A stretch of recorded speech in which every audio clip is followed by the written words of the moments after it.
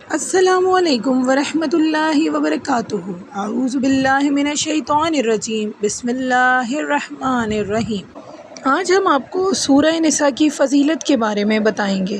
عبداللہ بن مسعود رضی اللہ تعالیٰ عنہ فرماتے ہیں کہ مجھے سورہ نساء کی 5 آیات اس قدر پیاری ہیں کہ میں انہیں دنیا اور اس کی تمام نعمتوں سے بھی زیادہ محبوب سمجھتا ہوں۔ وہ آیت ہیں آیت نمبر 31، آیت نمبر 40، آیت نمبر 47، آیت نمبر 64، آیت نمبر 110۔ آیت نمبر 1 جو کہ عورت کی تخلیق کے بارے میں ہے۔ اللہ تعالیٰ کے بے شمار احسانات ہیں جن کو شمار کرنا کسی کے بس کی بات نہیں ہے۔ اسی نے آدم علیہ السلام کو مٹی سے اور آدم علیہ السلام کی بائیں پسلی سے ان کی بیوی اماں حوا علیہ السلام کو پیدا کیا تاکہ وہ ان کی قربت سے سکون اور راحت حاصل کریں۔ فرمان الہی ہے، اور اسی کی نشانیوں میں سے یہ ہے کہ اس نے تمہارے لیے تمہاری ہی جنس میں سے بیویوں کو پیدا کیا تاکہ تم اس سے سکون حاصل کرو، اور تمہارے درمیان محبت اور رحمت کا جذبہ پیدا کیا۔ رسول اکرم صلی اللہ علیہ وسلم نے فرمایا، عورت پر مرد کی پسلی سے پیدا ہوئی، اور پسلی کا بالائی حصہ زیادہ ٹیڑھا ہوتا ہے۔ اگر تم اسے سیدھا کرنا چاہو گے تو توڑ دو گے، اور اگر فائدہ اٹھاؤ گے تو ٹیڑھے پن کی حالت میں بھی فائدہ اٹھا سکو گے۔ آیت نمبر 2، یتیم کے مال کی حفاظت۔ اس آیت میں یتیموں کے مال کی حفاظت کا حکم دیا جا رہا ہے کہ جب یتیم اچھی طرح سے بالغ ہو جائیں تو بلا خیانت و کمی کہ انہیں ان کا پورا مال ان کے حوالے کر دو۔ ان کا مال اپنے مال میں ملا کر اسے ہضم کرنے کی نیت نہ رکھو۔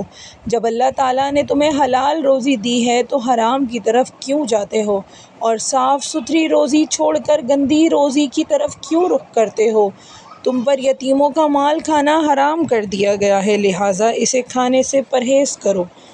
آیت نمبر 3، بلا مہر یتیم لڑکی سے نکاح کی ممانعت۔ عائشہ رضی اللہ تعالیٰ عنہا فرماتی ہیں کہ ایک آدمی کی ولایت میں ایک یتیم لڑکی تھی جس کی ملکیت میں کھجور کا ایک باغ تھا۔ اس باغ کے لالچ میں اس نے لڑکی کو پسند نہ کرتے ہوئے بھی اس سے شادی کر لی، نہ اس کے پاس جاتا تھا اور نہ ہی اسے طلاق دیتا تھا، جس پر یہ آیت نازل ہوئی۔ ترجمہ: اگر کسی کے پاس کوئی یتیم لڑکی ہو اور وہ اس سے نکاح کرنا چاہے مگر یہ بھی اندیشہ ہو کہ وہ اسے مکمل مہر نہ دے سکے گا یا اس سے انصاف نہ کر سکے گا تو اس سے نکاح نہیں کرنا چاہیے، بلکہ وہ کوئی اور عورت تلاش کر لے۔ آیت نمبر 4، مہر ادا کرنا ضروری ہے۔ نحلتا سے فرض کردہ مہر یا واجب رقم مراد ہے۔ اللہ تعالیٰ مسلمانوں کو یہ حکم فرما رہے ہیں کہ عورتوں کے مہر میں جو واجب یا فرض ہے خوشی خوشی ادا کر دو، جیسے ہدیہ خوشی خوشی دیا جاتا ہے، اور مہر متعین کرتے وقت نیت صحیح ہونی چاہیے کہ یہ عورت کا حق ہے جو اسے ملنا چاہیے۔ آیت نمبر 5، نادانوں پر تصرفات پہ پابندی۔ نادانوں کو مال دے کر انہیں تصرف کی اجازت نہ دی جائے، کیونکہ یہ مال ان کی زندگی کا ذریعہ ہے جس سے تجارت کر کے روزی کمائی جاتی ہے۔ ناسمجھوں کو کاروبار اور تصرف سے روک دیں، کیونکہ وہ کم عقلی کی وجہ سے اپنا موجودہ سرمایہ بھی کھو سکتے ہیں۔ آیت نمبر 6، یتیم جب بالغ ہو جائے تو اس کا مال اسے دے دیا جائے۔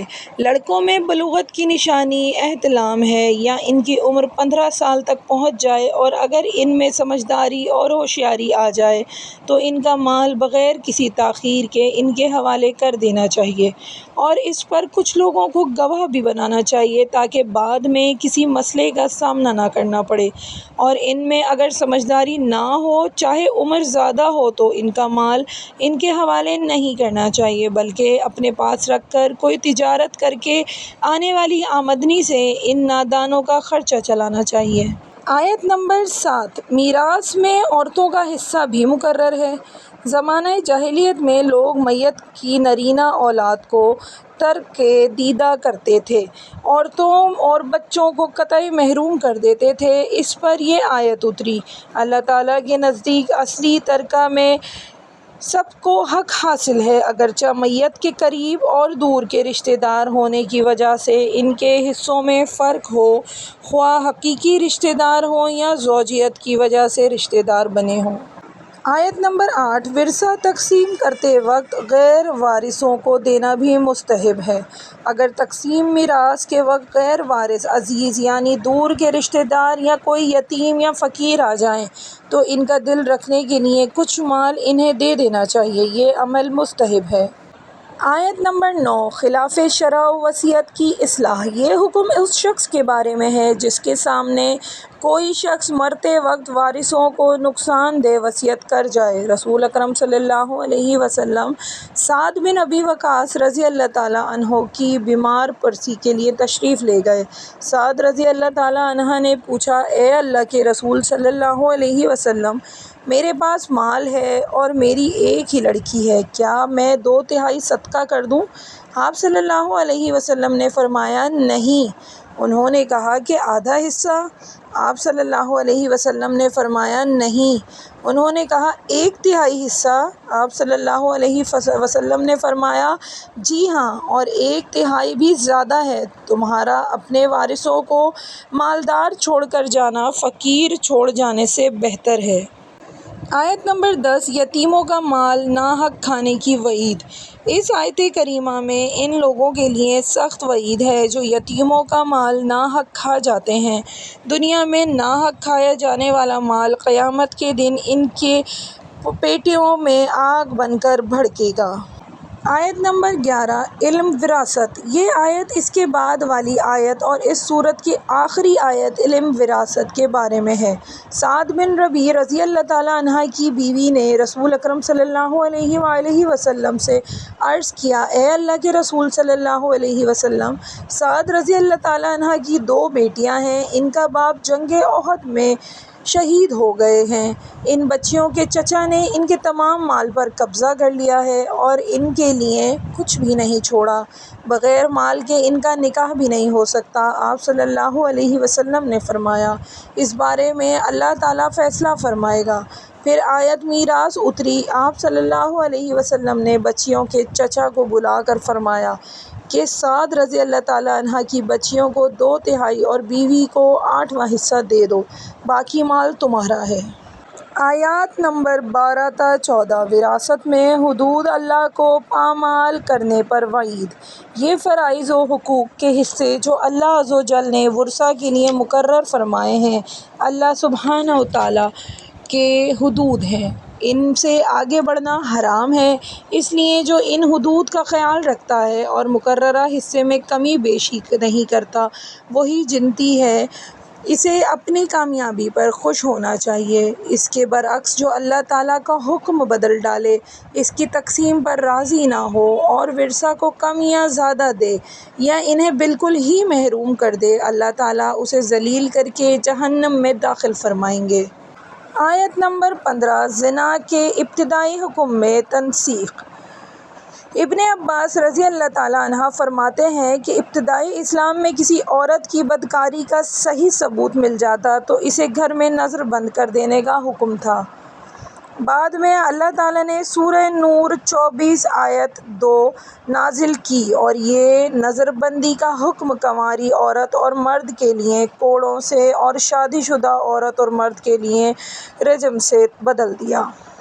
آیت نمبر 16، قوم لوط کا عمل کرنے والے کے لیے حکم۔ رسول اکرم صلی اللہ علیہ وسلم نے فرمایا، مجھے سب سے زیادہ اپنی امت پر جس گناہ کا ڈر ہے وہ قوم لوط کا عمل کرنا ہے۔ جو شخص قوم لوط کا عمل کرے اس پہ لعنت ہو۔ آیت 17 تا 18، توبہ کی قبولیت کا آخری وقت۔ اللہ تعالیٰ نے اپنے بندوں کو آگاہ فرما دیا ہے جو نادانی و غلطی سے کوئی گناہ کر بیٹھے اور پھر جلد ہی اس پر نادم ہو کر اللہ کے حضور توبہ کر لے تو اللہ تعالیٰ اس کی توبہ ضرور قبول فرما لیتے ہیں۔ آیت نمبر 19، سوتیلی ماں سے نکاح کرنا حرام ہے۔ زمانہ جاہلیت میں لوگ عورتوں کے ساتھ جو ظلم کیا کرتے تھے، ان میں ایک یہ بھی تھا کہ جب کوئی آدمی مر جاتا تھا تو اس کا بیٹا جو اس کی بیوی کے بطن سے نہیں ہوتا یا کوئی وارث اس کی بیوی سے شادی کر لیتا تھا اور دوسری جگہ اس کی شادی نہیں کراتے تھے۔ اس آیت میں اس برے عمل سے مسلمانوں کو منع کیا گیا ہے۔ آیات 20 تا 21، طلاق دینے وقت مہر واپس لینا جائز نہیں۔ اگر کوئی شخص اپنی بیوی کو صرف اس لیے طلاق دینا چاہتا ہو کہ کسی دوسری عورت سے شادی کرے تو اس کے لیے یہ کسی طرح بھی حلال نہیں ہے کہ اس نے جو مہر دیا ہے اس میں سے کچھ واپس لینے کے لیے ایسے حالات پیدا کرے کہ بیوی مجبور ہو کر خلا لینے کے لیے مہر کا کچھ پیسہ واپس کر دے۔ اللہ تعالیٰ نے اس فعل کو ظلم قرار دیا۔ جزاک اللہ خیرا۔ دوسرا حصہ دیکھنے کے لیے چینل کو سبسکرائب کرنا نہ بھولیں اور بیل آئیکن کا بٹن ضرور پریس کریں۔